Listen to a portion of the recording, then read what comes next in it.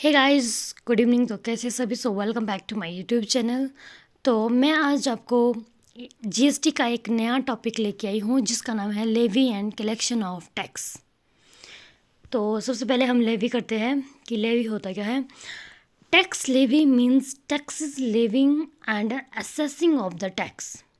बोलता है कि जो हमारा टैक्स लेवी होता है इसका मतलब हुआ कि टैक्स को लेवी मीन्स लगाना एंड उसको असेसिंग करना है।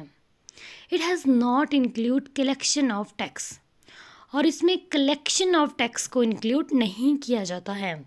इट इज़ अ चार्ज, और ये एक चार्ज है जैसे कि टैक्स हुआ, फीस हुआ, okay. And that is imposed on supply of goods and services, जो कि गुड्स एंड सर्विसेज पर लगता है। देन आता कलेक्शन ऑफ टैक्स। मीनिंग कहते हैं collection of tax means payment of tax. इसका मतलब क्या हुआ कि टैक्स की पेमेंट करना है। Then the generally levy of tax and imposition of tax is both happen simultaneously। बोलता है कि जो हमारे ये imposition ऑफ टैक्स होता है एंड लेवी ऑफ टैक्स होता है, ये एक ही चीज़ होती है कि एक ही जगह पे होती है, एक ही चीज़ के होने से होती है। That means first levy of tax and then collection of tax. सबसे पहले क्या होता है, हम टैक्स को लगाते हैं एंड देन इसको कलेक्ट करते हैं, ओके।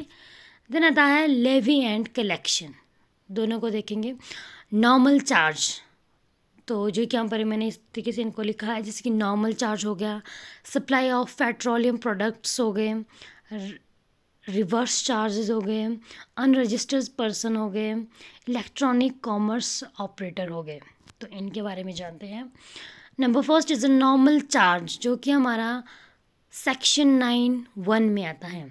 मीनिंग कहते हैं the supply of goods and services in intra state.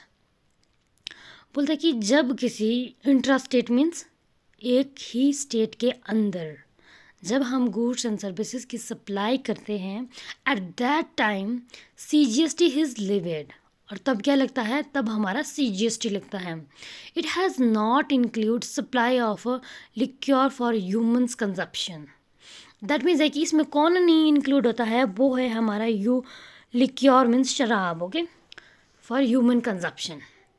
This tax is levied on the value of determined under section 15 of the CGST Act। क्या बोलता है कि और ये लेविड किया जाता है, ये लगाया जाता है, वैल्यू ऑफ डिटरमाइंड अंडर किसके, under section 15 of the CGST Act। CGST means central goods and services tax, okay.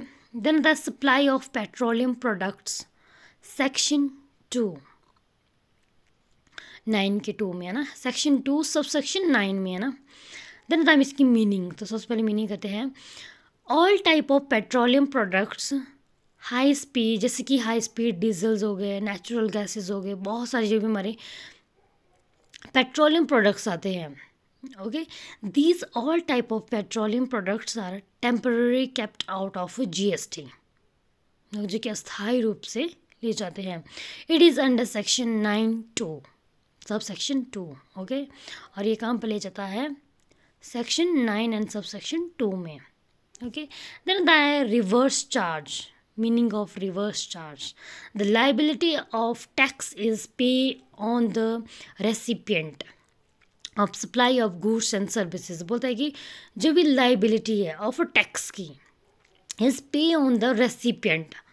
जो भी हमारी टैक्स की लाइबिलिटी होती है वो किसके द्वारा पे की जाती है, on the recipient. That means कि जिसे कि रेसिपेंट द्वारा पे किया जाता है, कब, जब supply of goods and services की होती है, जब वस्तुओं और सेवाओं की सप्लाई होती है। The goods and services is a notified category of supply. और जो भी ये गुड्स या सर्विसेज होती है वो नोटिफाइड कैटेगरी के होनी चाहिए और वो उसकी उनकी सप्लाई होनी चाहिए। Reverse charge is provided by unregistered person. और ये किसके द्वारा प्रोवाइडेड की जाती है, जो कि ऐसा पर्सन है जो क्या बोलते हैं वो कर रहा है, क्या बोलते हैं जो कि वस्तु को भेज रहा है ना, जो सेलर होता है एक तरफा बोले तो, वो अनरजिस्टर्ड होता है, तो एट दैट टाइम क्या होता है कि it is a provided by registered person, और ये किसके द्वारा प्रोवाइड किया जाता है? रजिस्टर्ड पर्सन, दैट मीन्स कि जो कि रेसिपिएंट होगा। ओके, देन आता है इसमें अनरजिस्टर्ड पर्सन, सेक्शन 9 सब सेक्शन 4। इसकी मीनिंग कहते हैं according to CGST, CGST means central goods and services tax, इसके एक्ट के सेक्शन 9 के 4 में बोलता है कि if the seller is not registered, ये इस रिवर्स चार्ज की तरह ही है। बोलता है कि जब कोई सेलर नॉट रजिस्टर्ड होता है, जब वो रजिस्टर्ड नहीं होता है, then the reverse charge is applicable, तब हमारा रिवर्स चार्ज लगता है इन दिस केस। ओके, इस केस में that means the receiver is directly payable the tax, जो बंदा रिसीव कर रहा है, रेसिपिएंट है, वो यहाँ पर टैक्स को पे करेगा। अंडरस्टैंड? देन आता है आपका एक और इलेक्ट्रॉनिक कॉमर्स ऑपरेटर, ECO, जिसकी फुल फॉर्म है ECO।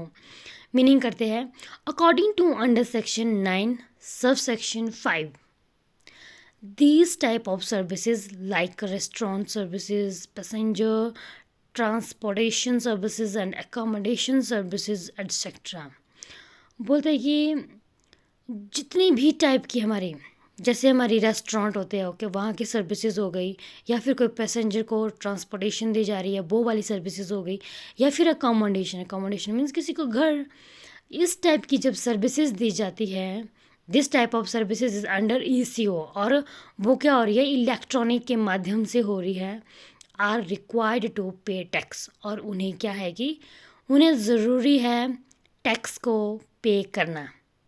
अंडरस्टैंड? और ये किसके सेक्शन में आता है? अकॉर्डिंग टू अंडर सेक्शन 9 सब सेक्शन 5 में। ओके, सो आज के लिए बस इतना ही। बने रहे मेरे यूट्यूब चैनल के साथ। Please like share and subscribe. Thank you.